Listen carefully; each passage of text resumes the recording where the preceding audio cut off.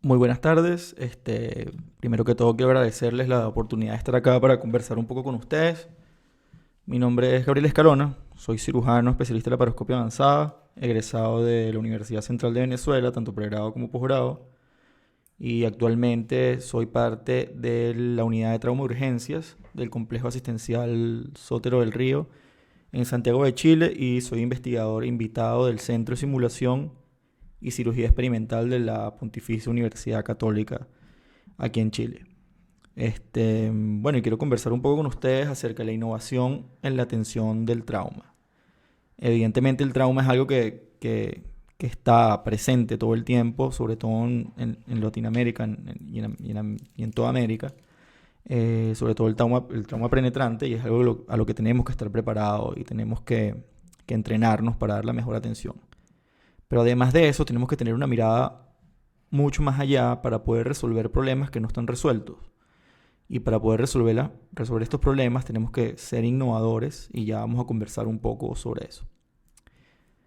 El trauma, y si hablamos del trauma específicamente en Estados Unidos, es un problema de salud pública y una de cada 3 personas puede sufrir un trauma y cada 6 minutos una persona fallece por trauma. Aquí que vemos la importancia de esto y sobre todo saber que las personas que fallecen por trauma son personas que están en su mayor edad de producción y esto trae como consecuencia un impacto para el país y para la familia de esa persona que es de grandes proporciones. Ahora bien, si hablamos del trauma, es bien importante para el trauma el tiempo. El trauma se puede decir que es tiempo dependiente y como vemos aquí en la imagen, la hora de oro que ha sido definida como esa primera hora desde que ocurre el trauma, es donde ocurre la mayoría de las muertes. Hay otras clasificaciones nuevas como la hora de platino y todo eso que es más profundo y que nos vamos a enfocar hoy en la hora de oro nada más.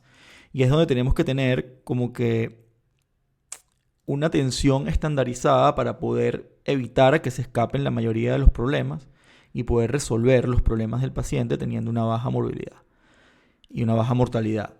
Entonces, cuando hablamos de innovación en trauma, siempre pensamos o tratamos de pensar en cómo hacemos para que todo ocurra más rápido.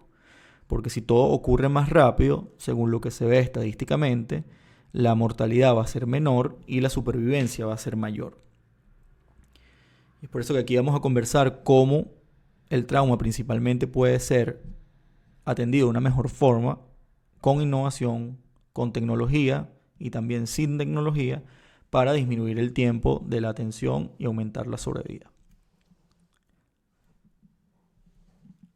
Ahora bien, para hablar de innovación, que es bien cliché decir la palabra innovación para todo, tenemos que tener en cuenta que son procesos de cambio que se enfocan en producir resultados diferentes que generen valor.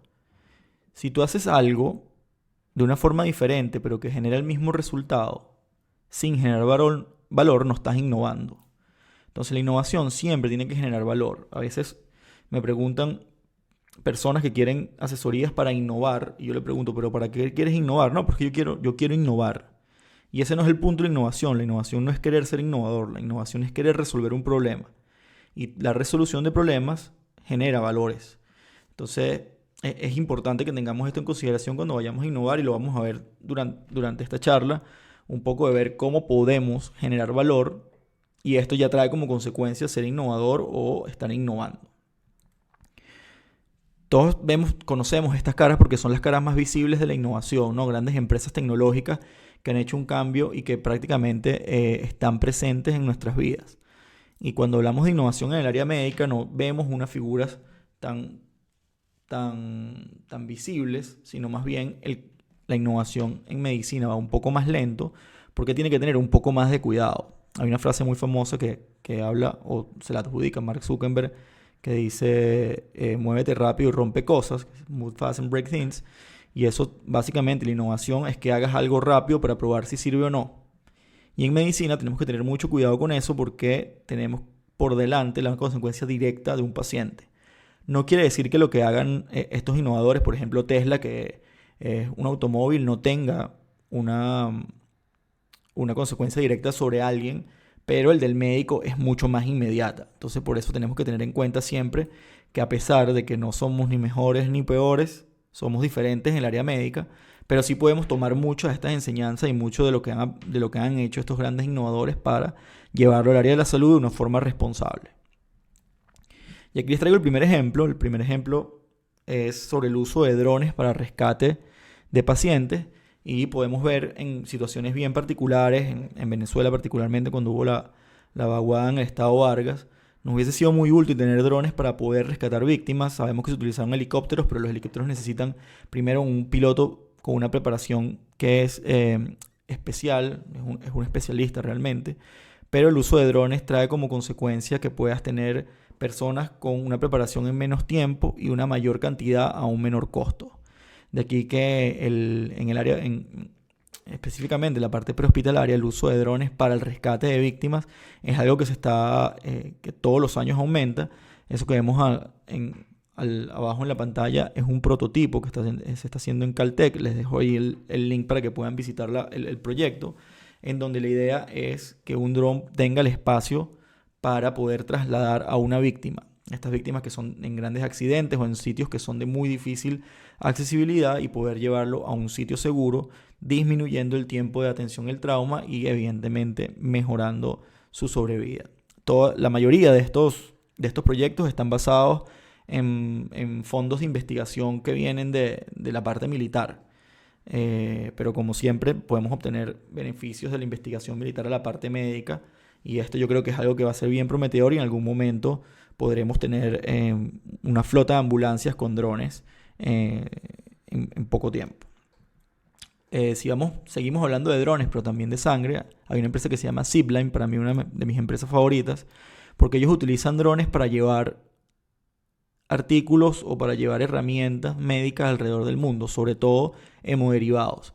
Y ellos pueden, en sus pruebas que inicialmente comenzaron en Ruanda, disminuir el tiempo de aproximadamente 7 u 8 horas para un traslado solamente en 30 minutos. Actualmente tienen más de 40.000 entregas, no solamente de hemoderivados, sino también de medicamentos y otros artículos de primera necesidad en medicina, en un territorio extenso y de difícil accesibilidad. Todos nos hemos visto en algún momento en un hospital y hemos tenido el problema de no contar con sangre suficiente en un banco de sangre.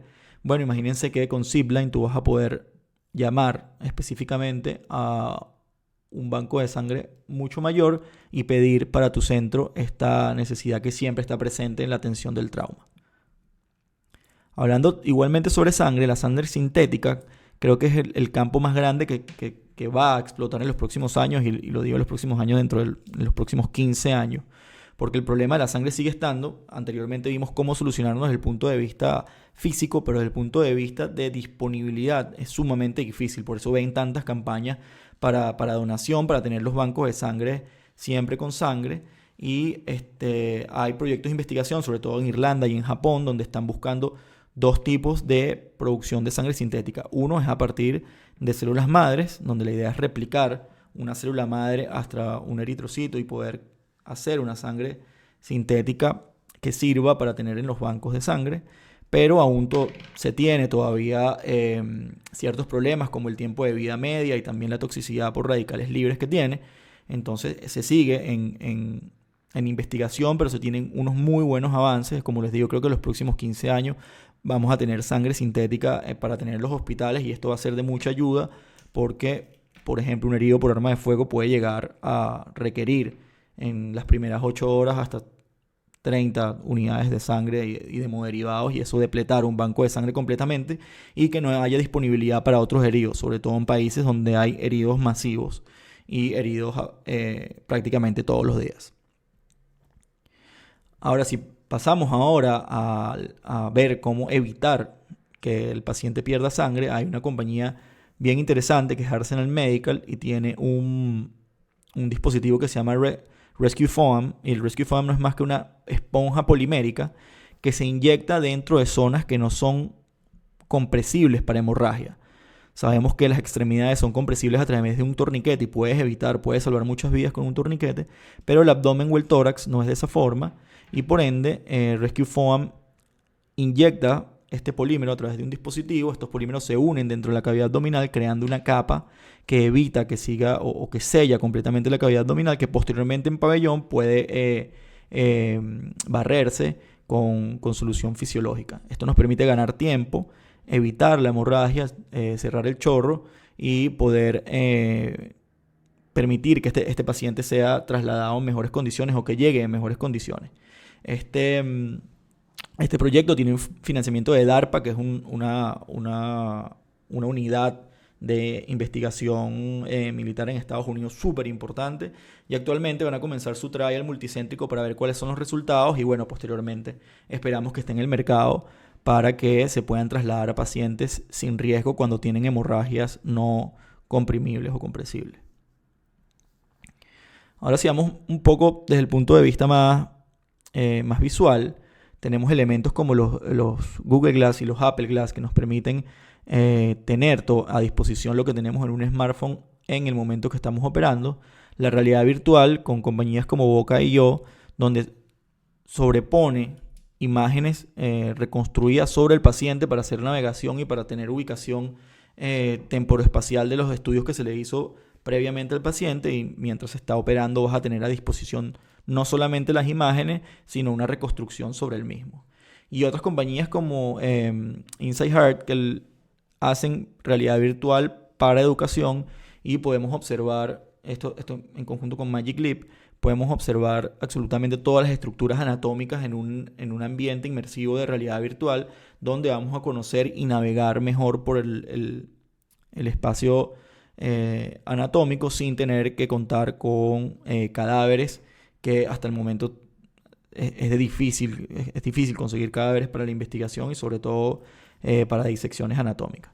Entonces por acá yo creo que se viene una buena pelea en el campo de la medicina, sobre todo para Apple Glass y Google Glass, como herramientas de utilización en el pabellón para mantener imágenes disponibles y sobre todo para tener mentoring, porque aquel cirujano que diga que nunca ha tenido dudas durante la cirugía, yo creo que no ha operado lo suficiente, y un cirujano siempre tiene dudas y puede hablar con otro cirujano, con otro grupo de expertos mientras está operando a través de estos dispositivos, e incluso se puede grabar todas las cirugías desde el punto o de la visión del cirujano para posteriormente hacer academia y entrenamiento.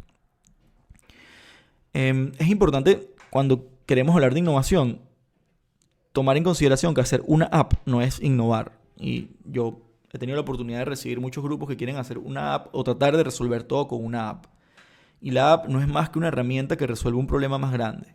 Y aquí ya tengo dos ejemplos. App hablando de aplicaciones que pueden ser web o aplicaciones mobile, que son para los teléfonos móviles, a los que generalmente estamos más acostumbrados. Del lado izquierdo hay la creación en Holanda de una aplicación, pero era basada en un modelo predictivo para poder hacer un triaje prehospitalario en los pacientes con trauma. ¿Cuál era el problema que ellos tenían? Y aquí vamos a enfocarnos en la resolución del problema. El problema era que habían pacientes con trauma muy severos que iban a sitios de baja complejidad. Esto es como si llevar a un herido por arma de fuego en el tórax y llevarlo a un sitio de atención primaria o un ambulatorio. Y habían pacientes que estaban severamente heridos, que no estaban tan severamente heridos y eran llevados a centros de alta complejidad. Esto es como llevar, por ejemplo, a una mordida de perro en el pie a un hospital tipo 4.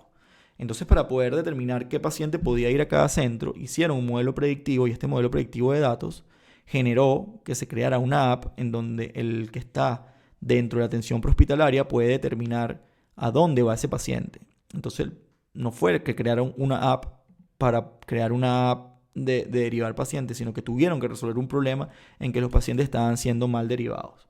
Nosotros en nuestro centro tenemos una aplicación que se creó también para resolver un problema, y el problema es la activación de todas las personas en la urgencia para la atención de un trauma.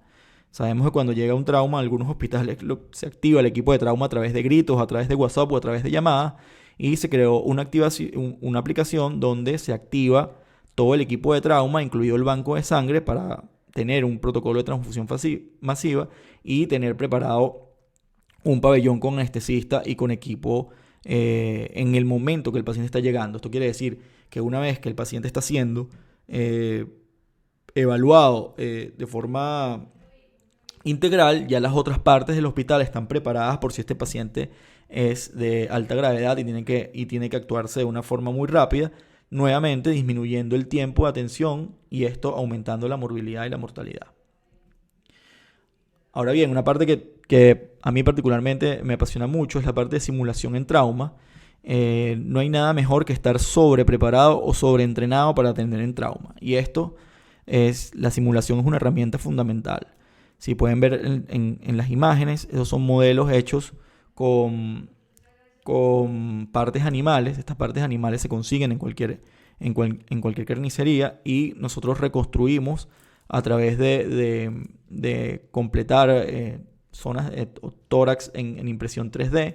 Reconstruimos todas las estructuras anatómicas para que se vean tal cual se puede ver en pabellón y de esa forma uno puede empezar a suturar, empezar a ver cuál es la incomodidad de pasar un punto dentro de un tórax, de operar un corazón. Eso todo lo podemos hacer con simulación y es súper importante hacer esto y poder tomar de los atletas de alta competencia y de la parte de aviación cómo sobreentrenarse todo el tiempo te va a preparar para cuando te llegue un momento.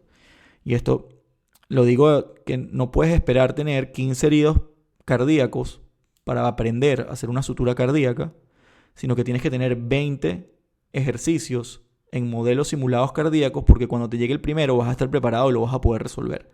Esto es súper importante y esto es algo que estamos nosotros impulsando muy fuertemente a nivel nacional en Chile y a nivel internacional con proyectos de simulación en trauma.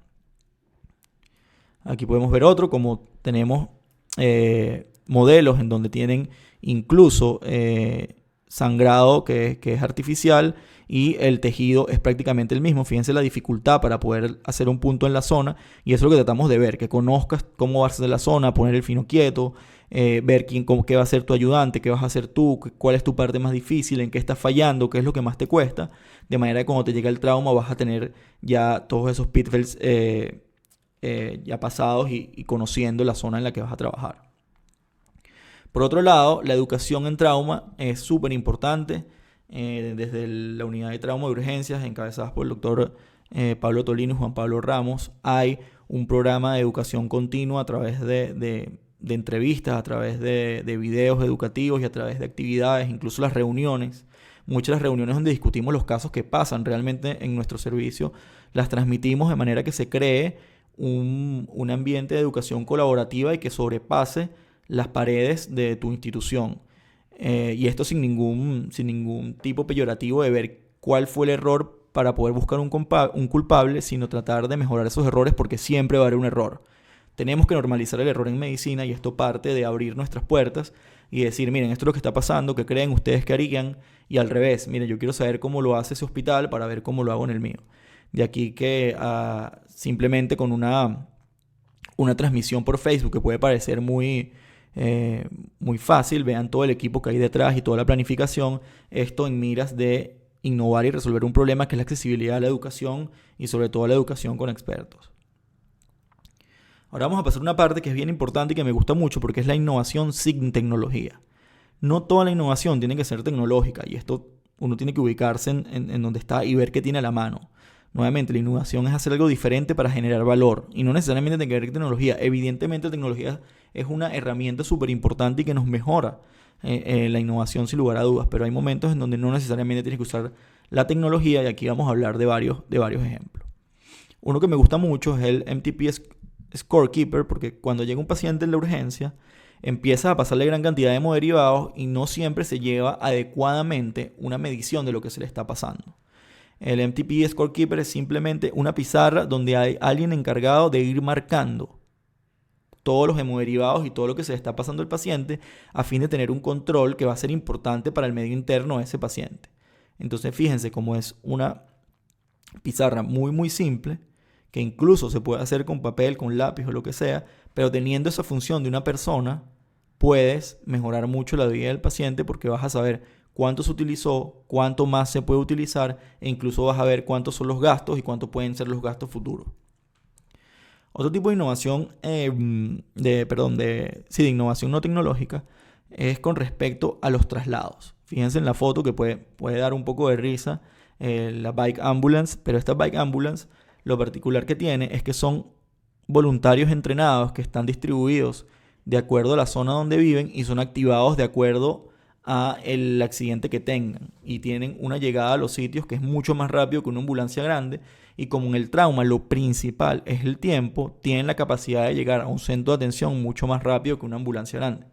Y esto lo podemos ver demostrado en el estudio de Llama publicado en el 2017, donde aquellos traumas severos que llegaron al hospital y fueron trasladados por vehículos privados tuvieron una menor mortalidad que aquellos que esperaron que llegara la ambulancia y fuera trasladado. Con esto no quiero decir que no esperen la ambulancia para un herido. Lo que quiero decir es que hay un problema todavía en el tiempo de traslado de un herido a un centro, y hay formas que se pueden resolver, y bajo unos estrictos protocolos de investigación se pueden buscar formas de resolverlo. Otro ejemplo es la utilización de equipos de primeros auxilios entrenados en zonas de activación donde puedes disminuir este tiempo de atención a los heridos. Como vemos en la foto, nosotros teníamos un equipo motorizado en algún momento durante las protestas, donde teníamos un tiempo de respuesta de minutos para llevar heridos a centros de trauma. Por otro lado, el diseño es súper importante para poder hacer innovación. A pesar de que vengan una sala que está equipada con tecnología de primera, fíjense que todo está con un color específico, incluso en el piso, para poder ubicar a las personas qué es lo que tienen que hacer. Y más allá de tener todos los componentes tecnológicos, lo más importante es que la persona que esté ahí ya sabe qué va a hacer de acuerdo al color. Y aquí es donde el diseño va siempre de la mano con la innovación tecnológica o no tecnológica. Por eso es importante, cuando se crea un proyecto de investigación o de innovación, tener gente que conozca o que sepa o que le guste el diseño, porque el diseño es fundamental para poder resolver problemas. Yo siempre recomiendo que para poder hacer un proyecto de innovación o investigación, partan desde la empatía de entender quién es el que está sufriendo el problema para poder resolverlo. Y una vez que entiendes y tienes la empatía de quién está teniendo el problema, puedes definir ese problema y después puedes pasar a idear una solución. Lo primero que hay que hacer siempre es definir un problema. Si no definen un problema, no pueden pasar a idear soluciones. Las soluciones pueden ser muchas, las soluciones pueden no servir al principio y puedes tener que cambiarla. Lo que no puedes es tener siempre pensado una solución para todo. Entonces, una vez que defines el problema e ideas una solución, esa solución tiene que estar prototipada.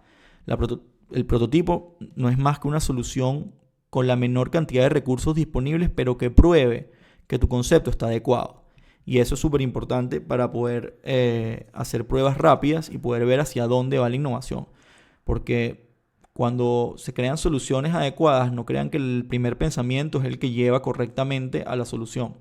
Son una consecución de pensamientos y de pruebas en donde se va refinando un producto para posteriormente pueda servir. Entonces traten siempre, nuevamente, de definir un problema, idear, prototipar, probar y luego volver a idear, volver a prototipar, volver a probar.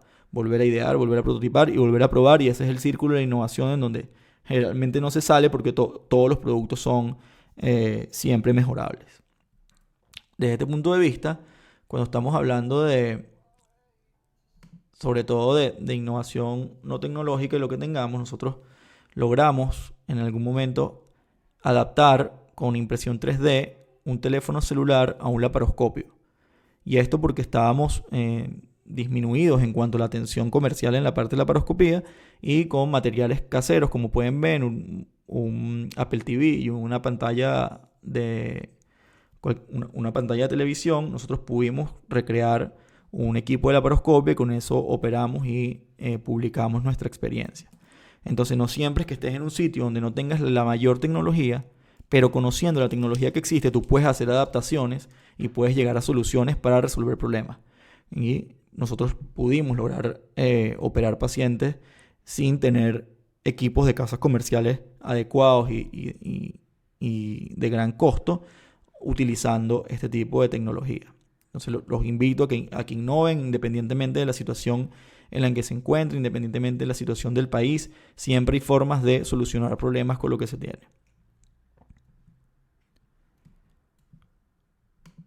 Y por otro lado, existen otros tipos de innovaciones que son principalmente de opinión, podcasts. Estas clases también multimedia son muy buenas y siempre se sacan buenas ideas para irlas mejorando. Entonces, bueno, eso era un poco lo que le quería hablar. Muy agradecido nuevamente por la oportunidad. Ahí están mis redes donde nos podemos comunicar por mensaje directo, lo que quieran. Si quieren hacer un proyecto de investigación, si quieren hacer un proyecto de innovación, estoy a la orden. Y recuerden que lo principal siempre es resolver un problema, conocer cómo otras personas con otras tecnologías están resolviendo problemas para ver cómo lo podemos resolver nosotros. Y sobre todo, importante probar tomando en consideración todos los aspectos éticos y legales en investigación y seguir probando cada vez más. Muchas gracias y nos vemos pronto.